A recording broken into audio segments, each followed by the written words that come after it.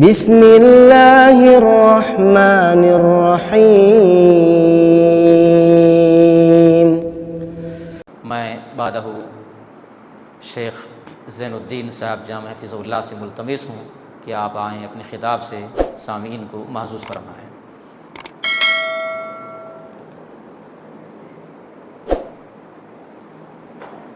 الحمد للہ رب العالمین والعاقبۃ للمتقین والصلاة والسلام علی اشرف الانبیاء والمرسلین ومن تبعهم بإحسان الى یوم الدین، اما بعد۔ قال اللہ تبارک وتعالی فی مقدس کتابہ فی القرآن المجید: اعوذ باللہ من الشیطان الرجیم، بسم اللہ الرحمن الرحیم۔ انا انزلناہ فی لیلۃ القدر وما ادراک ما لیلۃ القدر لیلۃ القدر خیر من الف شہر تنزل الملائکۃ والروح فیہا بإذن ربہم من کل امر سلام ہی حتی مطلع الفجر۔ اللہم انک عفو تحب العفو فاعف عنی، اللہم انک عفو تحب العفو فاعف عنی، اللہم انک عفو تحب العفو فاعف عنی۔ حضرات و حاضرین، بزرگان دین، نوجوان دوستوں، پیارے بچوں، پردہ نشین، عفت مآب، خواتین اسلام، ماں اور بہنوں، الحمدللہ جیسا کہ آپ نے ابھی ہمارے برادر عزیز سے، ہمارے جو بڑے بھائی ہیں، علم و فضل، عمر، مرتبے، ہر لحاظ سے آپ نے سنا کہ رمضان المبارک کی لیلۃ القدر کی پہلی کڑی اللہ کے فضل و کرم سے جاری و ساری ہے۔ سب سے پہلی بات تو یہ ہے کہ جیسا کہ ہمارے بڑے بھائی نے یہ بھی عرض کیا تھا کہ جتنا آپ قریب آئیں گے اللہ کی رحمت اتنی قریب رہے گی آپ کے۔ تو یہ جو پیچھے کی لائن ہے، بس یہ ہے کہ آج یوں سمجھیے مغفرت کی رات ہے، یوں سمجھیے رحمت کی رات ہے، یوں سمجھیے نیکیاں بٹورنے کی رات ہے۔ تو کیوں نہ ہم ایسا آگے بڑھنے میں کم سے کم سبقت کریں جیسا کہ عمل میں صحابہ سبقت کیا کرتے تھے۔ تو اللہ سے دعا ہے کہ اللہ تبارک و تعالیٰ اس رمضان المبارک کی برکت سے سب سے پہلے ہماری زندگی میں ہونے والی غفلت اور سستی سے ہمیں بچنے کی نیک توفیق عطا فرمائے۔ بہت سی باتیں پیش کرنا میں نے چاہا تھا، لیکن ہمارے اسلاف اور متاخرین جو ہمارے آج کے زمانے کے اہل علم ہیں، ان کے دلائل اور ان کی سمجھ اور ان کی فقہ کے مطابق لیلۃ القدر میں زیادہ سے زیادہ صرف 1 گھنٹہ وعظ و نصیحت ہونا چاہیے۔ اس کے بعد انفرادی حیثیت سے اپنی اپنی عبادتوں میں ہر ایک مشغول ہو جائے، یہی سنت کا طریقہ ہے۔ اور دلیل یہ دیتے ہیں چونکہ یہ عجم کا علاقہ ہے، کئی لوگ علم کے متلاشی ہوتے ہیں، تو لہذا ان کی تشفی کے لیے، ان کی پیاس کو بجھانے کے لیے لیلۃ القدر میں بھی 1 گھنٹہ کچھ وعظ و نصیحت کیا جائے، تاکہ جن لوگوں کو کوئی مسئلہ معلوم نہ ہو، ایسے وعظ و نصیحتوں سے مسئلہ معلوم ہو جائے۔ تو سب سے پہلے دیکھیے، اللہ تبارک و تعالیٰ نے اپنے کلام مقدس میں فرمایا: انا انزلناہ فی لیلۃ القدر وما ادراک ما لیلۃ القدر لیلۃ القدر خیر من الف شہر۔ بے شک ہم نے اس کتاب کو لیلۃ القدر میں نازل فرمایا ہے، اور تمہیں کیا معلوم کہ لیلۃ القدر کیا ہے؟ لیلۃ القدر 1000 مہینوں کی عبادت سے بہتر ہے۔ تو یہ وہی لیلۃ القدر ہے جس میں عبادت کرنے کا ثواب 1000 مہینوں کی عبادت سے بھی زیادہ ملتا ہے۔ یہ وہی رات ہے کہ جس میں بے شمار لوگوں کی مغفرت ہوتی ہے۔ یہ وہی رات ہے کہ جس میں بے شمار لوگوں کا جنت میں داخلہ ہوتا ہے۔ یہ وہی رات ہے کہ جس میں 1 سال کی دنیا کی تقدیر آسمانی دنیا سے زمین پر اتاری جاتی ہے۔ یہی وجہ ہے کہ اللہ کے رسول صلی اللہ علیہ وسلم جو ساری زندگی رات کی نیند کو قربان کر کے عبادت کرتے تھے، آخری عشرہ آتے ہی اتنی زیادہ عبادت میں مشغول ہو جاتے کہ اماں عائشہ صدیقہ رضی اللہ تعالی عنہ خود فرماتی ہیں، کان النبی صلی اللہ علیہ وسلم اذا دخل الاشر شد معذرہ واحیا لیلہ وایقظ اہلہ۔ صحیح بخاری کی روایت ہے کہ اللہ کے رسول صلی اللہ علیہ وسلم جب آخری عشرہ آتا تو کمر بستہ ہو جاتے عبادت کے لیے اور پوری رات جاگتے اور اپنے اہل و عیال کو بھی جگاتے تھے۔ کیا وجہ ہے کہ اللہ کے رسول صلی اللہ علیہ وسلم پوری رات جاگتے ہیں، خاص کر کے آخری عشرے کو جاگتے ہوئے لیلۃ القدر میں پوری رات جاگتے ہیں؟ کیا وجہ ہے؟ افضل رات ہے، بے شمار فائدوں والی رات ہے، اور اتنا ہی نہیں بلکہ اس آخری عشرے میں لیلۃ القدر کی عبادت کے علاوہ اور کئی ساری عبادتیں ہوتی ہیں۔ ان میں ایک ایسی عبادت ہے جو اللہ کی عبادت میں رازداری کا درجہ رکھتی ہے۔ کون سی عبادت ہے وہ جو اللہ کی عبادت میں رازداری کا درجہ رکھتی ہے؟ رازداری یعنی سر، رازداری۔ آپ سوچ رہے ہوں گے اسی رازداری کی عبادت کون سی ہے؟ آپ دیکھیے، ابھی ہم نے تھوڑی دیر پہلے عشاء کی نماز ادا کی ہے۔ یہ رازداری کی عبادت نہیں ہے بلکہ یہ اجتماعی عبادت ہے جو ہر ایک کو دکھتی ہے۔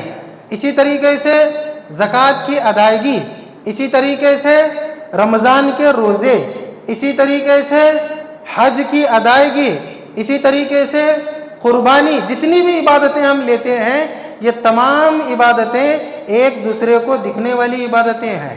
لیکن آخری عشرے میں ایک عبادت ایسی ہوتی ہے جسے رازداری کی عبادت کہا جاتا ہے۔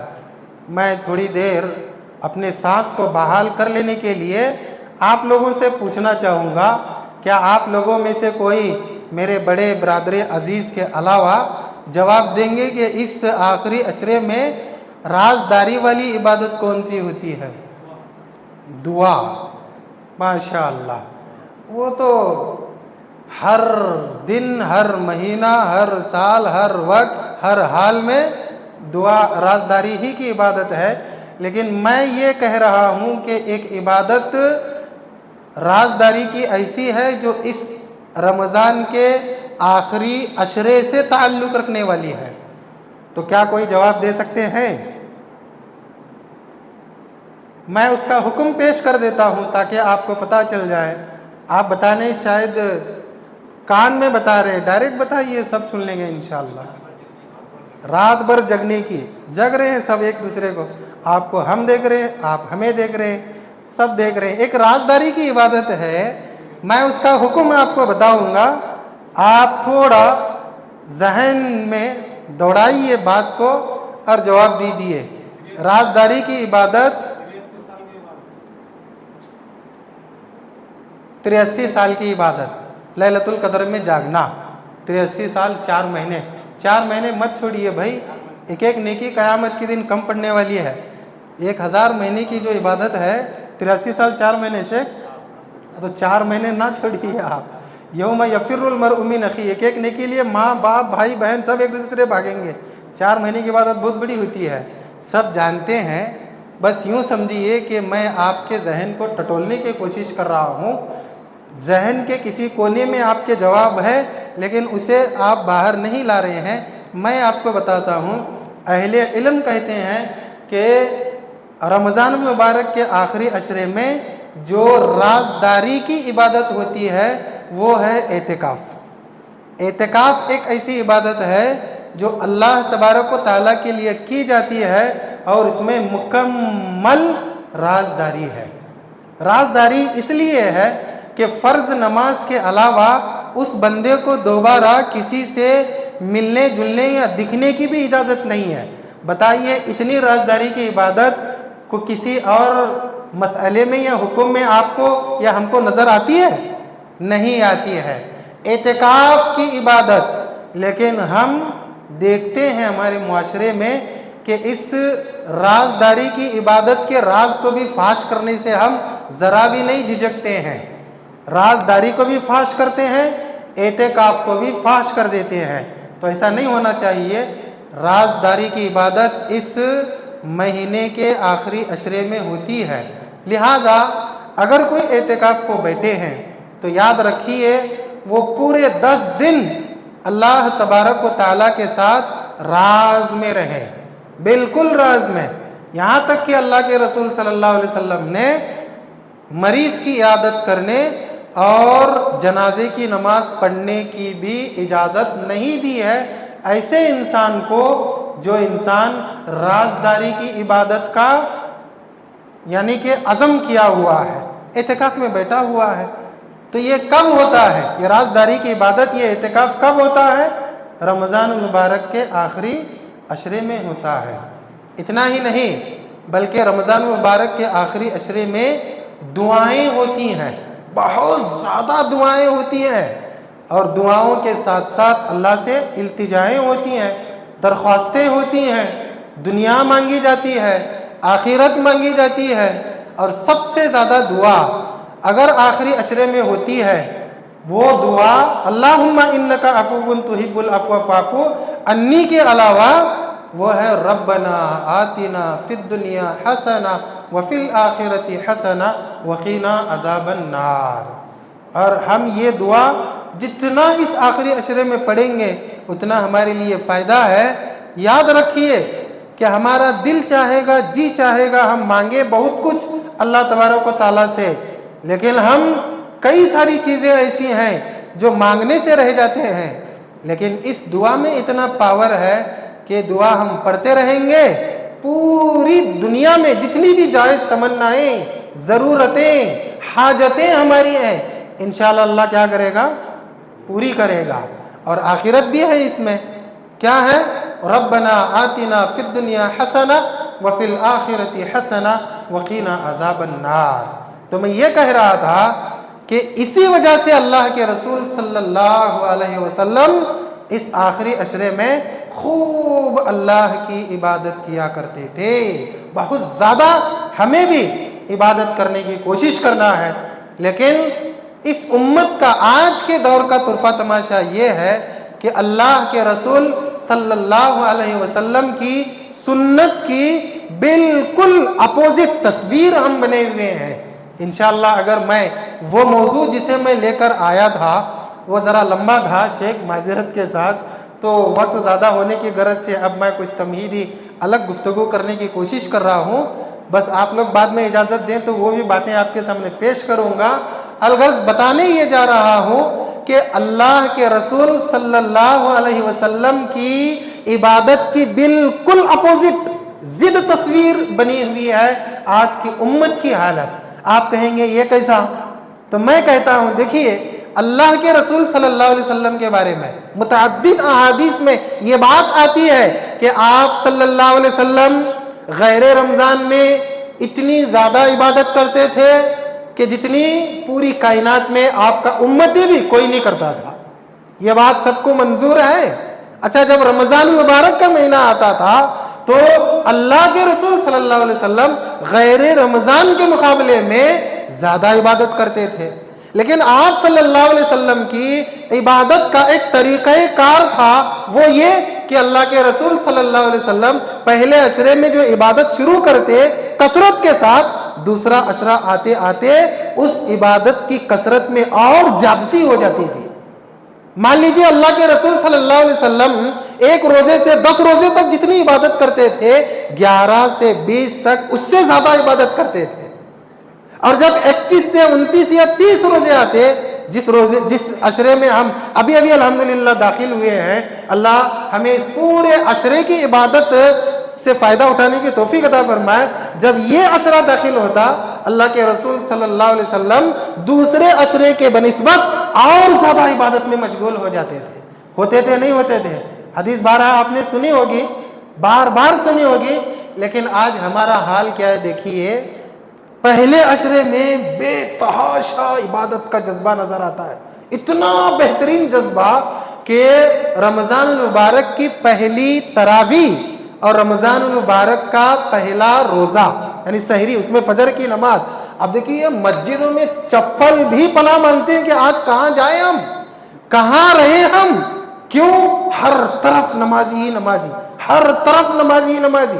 اور ہمارا طرفہ تماشا یہ ہے کہ پہلی تراویح بھی مبارک مبارک، پہلی سحری بھی مبارک مبارک، پہلا روزہ بھی مبارک مبارک. پھر 4 5 6 7 8 9 10 آتے آتے ہمارے اندر اتنی ڈھیل ہو جاتی ہے کہ پوری مسجد بھرتی تھی لیکن دوسرے عشرے میں آدھی مسجد ہو جاتی ہے. میں غیبت تو نہیں کر رہا ہوں نا، میں برائی تو نہیں کر رہا ہوں، صحیح مسلم کی حدیث کی روشنی میں نام لے کے کروں تو ہو جاتی ہے. اگر میں بولوں کہ میں نے فلاں کو دیکھا ہے ایسا کرتے ہوئے تو پھر غیبت ہو گئی. اور ایسی رات میں غیبت برائی نعوذ باللہ، کان پکڑ کے معافی مانگنا ہے اللہ سے کہ اللہ اس سے پہلے کرے ہم، آج معاف کر دے، آج رات ہی مغفرت کی رات ہے. تو جب دوسرا عشرہ شروع ہو جاتا ہے مسجد آدھی ہو جاتی ہوتی ہے کیا نہیں ہوتی ہے؟ ہم سب مسجدوں کو جاتے ہیں اسی لیے ہم کو معلوم ہے یہ بات. اور جب تیسرا عشرہ شروع ہو جاتا ہے تو اللہ کے رسول صلی اللہ علیہ وسلم جو آخری عشرے میں عبادت کے عروج پر رہتے تھے، ہم کہاں رہتے ہیں؟ مارکیٹ میں رہتے ہیں. اور بعض ہمارے جو بالکل متقی پرہیزگار، معاف کیجئے بالکل معذرت کے ساتھ کہہ رہا ہوں، متقی پرہیزگار اگر مرد حضرات ہوں گے تو بھلے مسجد میں نظر آئیں گے لیکن ان کی ماں بہنیں کہاں نظر آتی ہیں؟ یاد رکھیے کہاں نظر آئیں گے؟ صرف مارکیٹ میں نظر آئیں گے. یہ ہے اللہ کے رسول صلی اللہ علیہ وسلم کی عبادت کا طریقہ کار کہ پہلے عشرے میں نبی صلی اللہ علیہ وسلم جیسا عبادت کرتے تھے ویسا ہم نہیں کریں گے، دوسرے عشرے میں جیسا کرتے تھے ویسا بھی نہیں کریں گے، تیسرے عشرے میں تو بالکل ہم مسجدوں کو خالی کر دیں گے. یاد رکھیے یہ عبادت نبی صلی اللہ علیہ وسلم کی نہیں ہے، یعنی ان کے طریقہ کار کی نہیں ہے. نبی صلی اللہ علیہ وسلم کی عبادت کی جو راہ ہے، جو راستہ ہے، وہ بالکل الگ ہے. تو اللہ کے رسول صلی اللہ علیہ وسلم کے بارے میں اما عائشہ صدیقہ رضی اللہ تعالیٰ عنہ خود کہتی ہیں اذا دخل الاشر، اے اشر الاواخر، جب رمضان مبارک کا آخری عشرہ داخل ہو جاتا شد مئزرہ، آپ صلی اللہ علیہ وسلم کمر بستہ ہو جاتے تھے، بالکل مستعد ہو جاتے تھے عبادت کرنے کے لیے. احیا لیلہ، پوری رات جاگتے تھے، وایقظ اہلہ، اور اپنے اہل و عیال کو بھی جگاتے تھے. تو ہم اللہ کے رسول صلی اللہ علیہ وسلم کی بالکل سنت کے مطابق انشاءاللہ عبادت کریں گے، چاہے وہ تراویح کی نماز ہو، چاہے وہ قیام اللیل ہو، چاہے وہ روزہ ہو، چاہے وہ کوئی بھی عبادت ہو، یا لیلۃ القدر کو جاگنا ہی کیوں نہ ہو.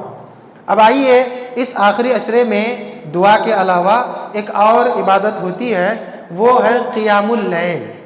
قیام اللیل کی بات جب آتی ہے تو ہمارا مسئلہ یہ ہے، آپ ذرا توجہ سے سنیں چونکہ جب سنت کی بات ہو رہی ہے تو بالکل مضبوطی کے ساتھ ہو. اللہ کے رسول صلی اللہ علیہ وسلم نے، ہم سب جانتے ہیں کہ اپنی زندگی میں جماعت کے ساتھ وہ اختلاف ضرور ہے، جو تراویح الگ ہے، تہجد الگ ہے، قیام اللیل الگ ہے، ہم الگ مانتے ہیں کیا؟ بالکل نہیں مانتے. اللہ کے رسول صلی اللہ علیہ وسلم ہمیشہ یہ قیام اللیل کیا کرتے تھے. قیام اللیل ایک ایسا بڑا نام ہے جو تینوں ناموں کو محیط ہے. قیام اللیل جو آپ صلی اللہ علیہ وسلم کرتے تھے رمضان مبارک میں صرف 3 مرتبہ آپ صلی اللہ علیہ وسلم نے جماعت کے ساتھ قیام اللیل کیا ہے. 3 راتوں میں کیا ہے نا شیخ برابر؟ صرف 3 راتوں میں. آپ سب بھی جانتے ہیں کوئی نئی بات نہیں ہے. 23ویں رات 21ویں رات آپ نے کی، 23ویں چھوڑی، پھر 25ویں شب آپ نے کی ہے، پھر 27ویں شب میں آپ نے جماعت کے ساتھ نماز پڑھائی ہے. پھر اس کے بعد آپ صلی اللہ علیہ وسلم نے نماز پڑھانے سے عملی طور پر انکار کیا. صحابہ کی حاضری کے باوجود آپ حاضری نہیں دیے. بعد میں آپ نے کیا کہا کہ مجھے ڈر تھا کہ تمہارا یہ جوش اور جذبہ دیکھ کے اللہ یہ بھی نماز کہیں تم پر فرض نہ کر دے. تو اللہ کے رسول صلی اللہ علیہ وسلم نے صحابہ کو نہیں کہا تھا بلکہ ہم کو کہا تھا. صحابہ تو پڑھتے، صحابہ تو ایسے ہی پڑھ رہے تھے، 4تھی رات بھی صحابہ کی حاضری ہو گئی تھی. آپ صلی اللہ علیہ وسلم نے فرمایا میری امت پر یہ گرا گزرے گی کہ میری امت ان 5 فرائض کے علاوہ اس فرض کو بالکل برداشت نہیں کر سکے، اسی لیے میں نہیں آیا. اب چلیے اللہ کے رسول صلی اللہ علیہ وسلم کی یہ قیام اللیل کی شکل کیسی تھی؟ شکل کیسی تھی؟ صحابہ کرام کہتے ہیں کہ آپ صلی اللہ علیہ وسلم نے جو پہلی مرتبہ 21ویں شب میں قیام اللیل کرائی ہے، تقریباً 1/3 رات کا حصہ مکمل قیام اللیل میں گزرا ہے کہ نہیں گزرا ہے؟ میں بہت نکتے کی بات آپ کو بتانے جا رہا ہوں، اللہ مجھے توفیق دے اور ہم سب کو نیک راستے کی ہدایت دے، صراط مستقیم اور سنت کے راستے کی۔ صحابہ کرام کہتے ہیں کہ جب آپ صلی اللہ علیہ وسلم نے دوسری مرتبہ قیام اللیل ہمیں کرائی تو آدھی رات مکمل ہو گئی، اور تیسری مرتبہ جب آپ صلی اللہ علیہ وسلم نے قیام اللیل کرائی تو ہمیں سحری کے وقت کے ختم ہونے کا ڈر لاحق ہو گیا کہ نبی صلی اللہ علیہ وسلم ختم کرتے کہ نہیں کرتے، سحری بھی تو جا کے کرنا ہے۔ تو یہ ہے اصل قیام اللیل کی شکل نبی صلی اللہ علیہ وسلم کی، جو آپ صلی اللہ علیہ وسلم نے کی ہے۔ اما عائشہ صدیقہ رضی اللہ تعالیٰ عنہ فرماتی ہیں کہ جب آپ صلی اللہ علیہ وسلم اکیلے تنہا بھی قیام اللیل کیا کرتے تھے، آپ کے پیروں میں کیا آتا تھا؟ ورم آتا تھا، آپ کے پیر سوج جایا کرتے تھے۔ ہم بھی کبھی بینک میں یا کچھ دنیاوی چیز بنانے کے لیے 2 3 4 گھنٹے جب کھڑے ہوتے ہیں، ہمیں اس وقت پتہ نہیں چلتا ہے، کیوں؟ فکر میرا نمبر آئے گا کیا نہیں آئے گا۔ تھوڑی دیر کے بعد جب کام سے فارغ ہوتے ہیں، پیروں کی طرف ہماری نگاہ جاتی ہے تو تب ہمیں پتہ چلتا ہے پیر کانپ رہے ہیں، پیر میں منگیاں آ رہے ہیں یا نہیں، تو ہمارے پیر سوج گئے ہیں۔ یہ نہیں تو نہیں، کم سے کم جہاں تک وضو میں ہم پیر دھوتے ہیں وہ حصہ تو ہمارا بالکل سوج جاتا ہے، کیوں؟ کھڑے ہوئے وہاں پر۔ یہ نبی صلی اللہ علیہ وسلم کے قیام اللیل کا طریقہ تھا۔ میں آپ کو ایک نکتے کی بات بتاؤں، اور میں یہ بڑی ذمہ داری کے ساتھ کہہ رہا ہوں، ڈرتے ڈرتے جھجکتے کہ کہیں میری کوئی غلط بات نکل نہ جائے اور میرے بڑے بھائی مجھے اندر سے پکڑ نہ لے اور جھنجھوڑ دیں۔ بڑی ذمہ داری کے ساتھ ڈرتے ڈرتے کہہ رہا ہوں کہ قیام اللیل کی یہ شکل ہمارے پاس ہے۔ رمضان کے 20 دن ہم عشاء کے بعد پڑھتے ہیں، اور رمضان کے 21 سے 30 یا 29 دن تک ہم کیا کرتے ہیں؟ ٹائم بدلتے ہیں، شکل نہیں بدلتے ہیں۔ کیا بدلتے ہیں بتائیے؟ صرف ٹائم بدلتے ہیں، 2 بجے سے 3 ساڑھے 3 بجے تک، اور وہ عشاء کے بعد 1 سے 20 تک۔ لیکن اللہ کے رسول صلی اللہ علیہ وسلم صرف ٹائم نہیں بدل دیتے ہیں، آپ صلی اللہ علیہ وسلم کی عبادت کی شکل ہی الگ تھی۔ آدھی رات تک قیام اللیل کرتے تھے آپ صلی اللہ علیہ وسلم، آدھی رات تک، یا 2/3 رات کا حصہ آپ کا قیام اللیل میں گزرتا تھا۔ صحابہ کرام کہتے ہیں کہ اللہ کے رسول صلی اللہ علیہ وسلم تیسری مرتبہ اتنی لمبی قیام کیے کہ ہمیں سحری کے وقت کے ختم ہونے کا ڈر لاحق ہو گیا۔ آج ہم کرتے ہیں ایسا؟ بالکل نہیں کرتے ہیں۔ بس تراویح کی نماز عشاء کے بعد پڑھے تب بھی 1.25 گھنٹہ پڑھتے ہیں، شاید 1.25 گھنٹہ، 1 گھنٹہ 20 منٹ، 25 منٹ، 1.5 گھنٹہ۔ ایسے حافظ صاحب اگر ہیں تو 1.25 گھنٹے بھی معلوم نہیں ہوتا ہے، ماشاء اللہ۔ 1 سال میں ان کے پیچھے نماز پڑھا ہوں، ویسے الحمدللہ اللہ ان کی آواز میں برکت دے۔ لیکن یہی نماز جب ہم آخری عشر میں پڑھتے ہیں 1.25 گھنٹہ، 1.5 گھنٹہ، 1.25 گھنٹہ، اتنا ہی ہے۔ بتائیے قیام اللیل اللہ تبارک و تعالیٰ ذری سی کوتاہی اور غلطی ہو گئی تو کیا قبول کرے گا؟ نہیں کرے گا۔ ہاں یہ بات الگ ہے کہ مختصر سی عبادت بھی اللہ تبارک و تعالیٰ کو پسند ہے، لیکن نفل عبادتیں بعض ایسی ہیں جو نبی صلی اللہ علیہ وسلم کی سنت کے مطابق ادا کرنا چاہیے، کیونکہ صحابہ کرام بھی جب اللہ کے رسول صلی اللہ علیہ وسلم کی اس قیام کو دیکھے، رمضان آتا تو قیام کو اتنا لمبا کرتے کہ مقتدی کہا کرتے تھے کہ ابی ابن کعب اور تمیم داری رضی اللہ تعالیٰ عنہما اتنا لمبا رمضان میں قیام کرتے تھے کہ ہم لکڑی پر ٹیک لگا کر کھڑے ہوتے تھے ہمارے پیر جواب دینے کے بعد۔ اللہ پتا کیا چلا کہ قیام اللیل کا طریقہ کار کیا ہے؟ آپ لوگ بولیے، بھی میں ہی بول رہا ہوں، کیا ہے قیام اللیل کا طریقہ کار؟ بھئی چلیے تراویح کی نماز ہم پڑھ رہے ہیں، لیکن آخری عشرے میں اگر ہم قیام اللیل کے نام سے اس کو آخری وقت میں پڑھ رہے ہیں تو بالکل لمبی پڑھنا ہے، مختصر نہیں بلکہ کیسا پڑھنا ہے؟ لمبی پڑھنا ہے۔ اس کی ایک دلیل لمبی پڑھنے کی میں ایک اور دیتا ہوں، آپ دیکھیے، دین صرف سمجھنے کا نام ہے۔ اچھا، فجر کی نماز کب ہے؟ صبح صادق طلوع ہونے کے بعد نا، یعنی صبح ہی ہے نا۔ ظہر کی نماز کب ہے؟ بھائی دن میں ہے کیا نہیں ہے؟ اچھا، عصر کی نماز کب ہے؟ دن میں ہی ہے۔ اچھا ماشاء اللہ۔ مغرب کی نماز وہ بھی بھائی سورج غروب ہونے کے بعد رات کے شروع حصے میں ہے، اور عشاء کی نماز وہ بھی رات کے شروع حصے میں ہے۔ تو دیکھیے یہ جو قیام اللیل ہے، رات کی نماز، اسے اللہ نے رات میں کیوں مقرر کیا ہے؟ بتائیے ذرا، رات میں کیوں مقرر کیا ہے؟ یہ بھی تو دن کے کسی حصے میں مقرر کر دیتا ہے نا اللہ تبارک و تعالیٰ، کر دیتا کہ نہیں؟ لیکن نہیں، اللہ کے رسول صلی اللہ علیہ وسلم اس نماز کو رات کے حصے میں پڑھتے تھے، کبھی پاؤ حصہ، کبھی آدھا حصہ، کبھی پونا حصہ۔ کیوں ایسا؟ کیونکہ اللہ تبارک و تعالیٰ نے رات کو سونے کے لیے بنایا ہے۔ رات میں کوئی کام کاج نہیں ہوتا، رات میں کوئی ڈیوٹی نہیں ہوتی، رات میں کوئی مصروفیت نہیں ہوتی، رات میں کوئی ذمہ داری نہیں ہوتی ہے۔ اسی لیے اس نماز کو رات میں مقرر کیا گیا ہے کہ میرے بندے لمبی پڑھیں۔ اچھا ظہر کی نماز بھائی مصروفیت رہتی ہے، مختصر پڑھا۔ اللہ کے رسول صلی اللہ علیہ وسلم کا کیا کرتے تھے کہ اگر فرض نماز کی ادائیگی کے وقت آپ کو آواز آتی یا آپ کو ایسے شبہ لاحق ہوتا یا احساس بھی ہوتا کہ میری نماز کی لمبائی سے کسی خاتون ہی کو کچھ تکلیف پہنچ جائے، فوراً آپ صلی اللہ علیہ وسلم نماز کو مختصر کرتے تھے، لیکن قیام اللیل کو نہیں مختصر کرتے تھے۔ آپ کو معلوم ہے نا اللہ کے رسول صلی اللہ علیہ وسلم اتنی لمبی قیام کرتے تھے کہ ایک 10-12 سال کے صحابی بھی اگر آ کر بازو رکتے تو ایسا محسوس ہوتا تھا انہیں کہ میں نماز چھوڑ کر چلا جاؤں، کیا نبی رکوع ہی نہیں کر رہے ہیں، رکوع میں جا ہی نہیں رہے ہیں۔ کیوں ایسا؟ کیونکہ رات میں کوئی مصروفیت نہیں ہوتی ہے، اسی لیے اس نماز کو رات میں مقرر کیا گیا ہے۔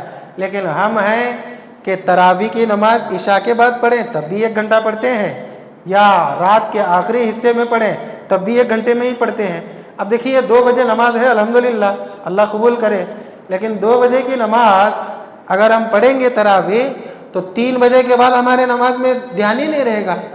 خاص کر کے اگر خواتین ہیں، اللہ معاف کرے، وہی ماں بہنیں بھی ہیں، پتہ نہیں سن کے کیا سوچ رہی ہوں گی کہ ان کا بھی دھیان نہیں رہتا ہے۔ یہ بات الگ ہے مسجد میں اگر انتظام ہوا تو کوئی بات نہیں، لیکن 3 بجے کے بعد عام طور پر انتظام کرنے کی فکر لاحق ہوتی ہے، پھر اس کے بعد اللہ کی پناہ۔ تو یہ ہے آخری عشرے کی عبادت قیام اللیل۔ اللہ کے رسول صلی اللہ علیہ وسلم بہت زیادہ قیام اللیل کرتے تھے، ہمیں بھی اسی طریقے سے کرنے کی کوشش کرنا ہے۔ بس میں سنت آپ لوگوں کو بتا رہا تھا، تو اللہ تبارک و تعالیٰ سے دعا ہے کہ اللہ تبارک و تعالیٰ ہمیں اس آخری عشرے میں خوب اللہ کی عبادت کر کے اپنی آخرت سنوارنے کی نیک توفیق عطا فرمائے۔ اللہ یہ آخری عشرہ چل رہا ہے، تیرے نبی محمد رسول اللہ صلی اللہ علیہ وسلم کی گھر والی ام المؤمنین اما عائشہ صدیقہ رضی اللہ تعالیٰ عنہا سے جو دعا وارد ہے، اے اللہ اس دعا کے وسیلے سے ہم تجھ سے اپنی مغفرت مانگتے ہیں، اپنی بخشش مانگتے ہیں، اپنے گناہوں کا کفارہ اس رات کو ہم بناتے ہیں۔ اللہ ہماری بخشش فرما۔ اللہم انکا عفو تحب العفو فاعف عنی، اللہم انکا عفو تحب العفو فاعف عنی، اللہم انکا عفو تحب العفو فاعف عنی۔ والسلام علیکم ورحمۃ اللہ وبرکاتہ۔